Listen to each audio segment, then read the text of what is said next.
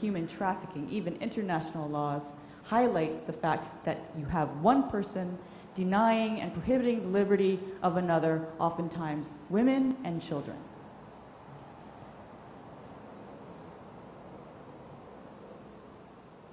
And please, if you have any questions, don't hesitate to raise your hand.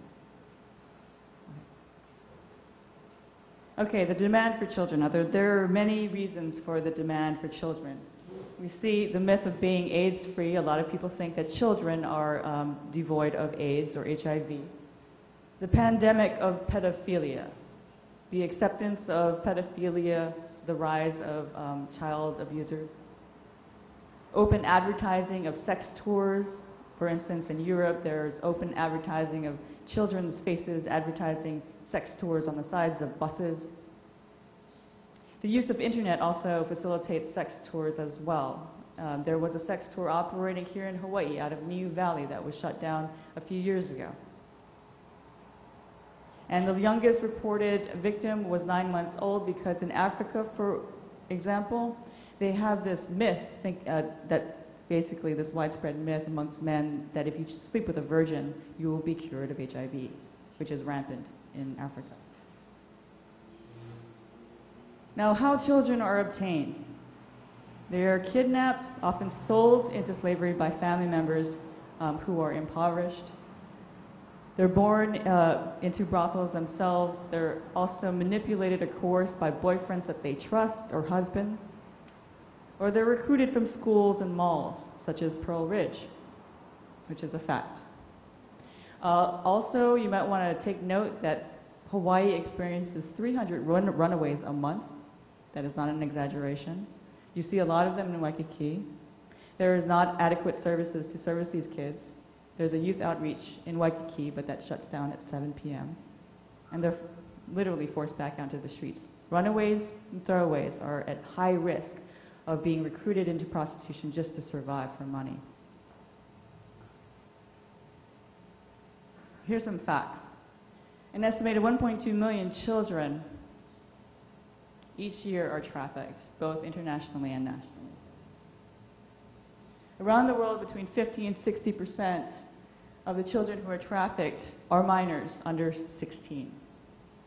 And in Hawaii, until last year, June 2008, the definition of a minor, in order to prosecute a pimp for promoting prostitution in the first degree, which included the minor facet, the definition of a minor was under 16.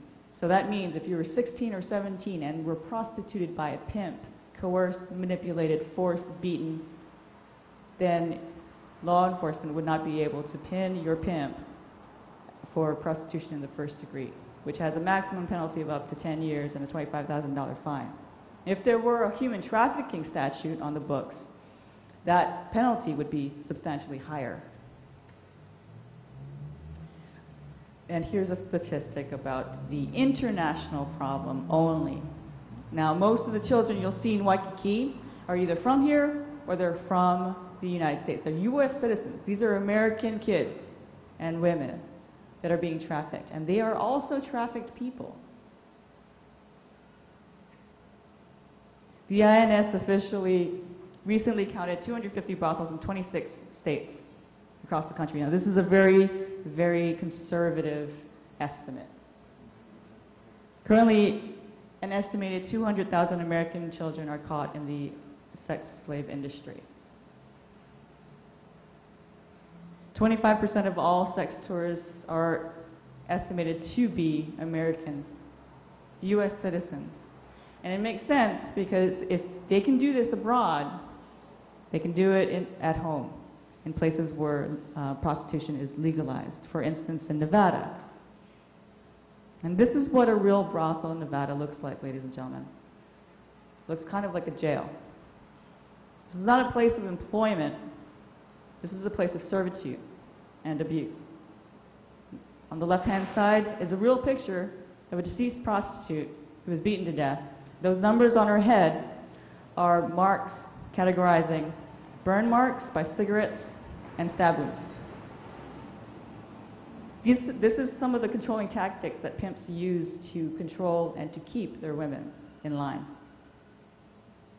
And this is what's happening in Waikiki and other places in Honolulu, statewide actually.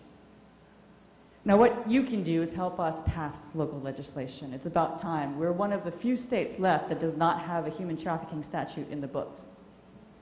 Learn how to identify a victim or a trafficker, what to do, what not to do, where to go for local resources to tip people, the authorities, about illegal activity. And have a firm stance against prostitution. Now, prostituting persons, shall I say. Legalization and regulation does not cut it. It is not pro-women, it is not pro-victim. Abolition is the way to go.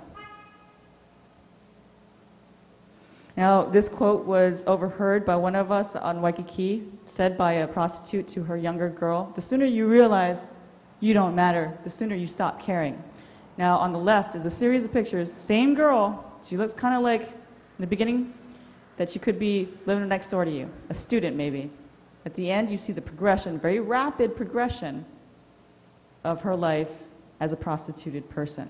Beaten, drugged, and completely abused, mentally, physically, and spiritually. And we cannot allow this to go on in our community. As far as tourism, it would affect our surrounding businesses that are legitimate. It would affect the type of tourist that comes to Hawaii. It would pretty much halt family tourism in lieu of tourism fueled by pimps and johns. And don't let the abolitionist work of the past, down. This all has been done before. Abraham Lincoln said this very apt quote: "The slave breeders and slave traders among you are an odious, detested class. Yet in politics, they dictate the course of all of you." Why there isn't legislation on the floor already or in the books highlighting this atrocious crime is beyond me. And the time is now. We need to help our local law enforcement do the best job that they can. And here's a list of resources. It's also in your hard copies. If you have any questions, please let us know. We'll be staying here till the end of the board meeting. If you have any questions afterwards, you can approach me or any one of us, really. Yes? You haven't mentioned the male aspect of this. I'm sorry? All your photos are females, but they're important young kids, boys. Yeah. For the chicken hawks. You can go to 53rd Street in Manhattan if you've ever been in the Big Apple. There's a former Secretary of State. That was his thing. He just hasn't been arrested yet. They keep letting him go. I know where you're coming from, and you've got my support 100%. I tried to get HPD, and the only thing I've got they had a one-man unit for internet online. Mm-hmm. When that CBS show was pretty popular, they would come into an area and knock out 25 to 30 arrests for pedophilia. Some people were arrested twice on the same show, mm-hmm. and they didn't care. It's the urge, it's built in. Now HPD has 6 people. Major Nita added 5 to that unit. And every couple of 3 months, you'll see one arrest makes the news. They could knock out... This was, I would believe, the pedophile capital of the world when the legal age was 14 years. 14, yeah. I fought like hell to get it to 16. We wanted 18 years of age. The current Carlisle said, oh, it's going to be too many prosecutions. 6 months after we got it legalized for the 16 years of age, I said, how many extra prosecutions of statutory rape have you been prosecuting? Oh, not that many. I said, well, then why don't we go for 18 like most other places on the mainland? But it's everyone's little dark secret, and I applaud you for your efforts. Thank you. It's not just me, though, but thank you. One of the things I'd like to just interject shortly before you begin is that you can request, in the report that your police officers give you, just how many prostituted persons are arrested, or pimps for that matter. It's just as a start. Yes, I'm as disgusted as the next person, about the trafficking of particularly young children. But what I don't understand is the law. Why is your trafficking law going to be better than the existing laws we have now? Because promoting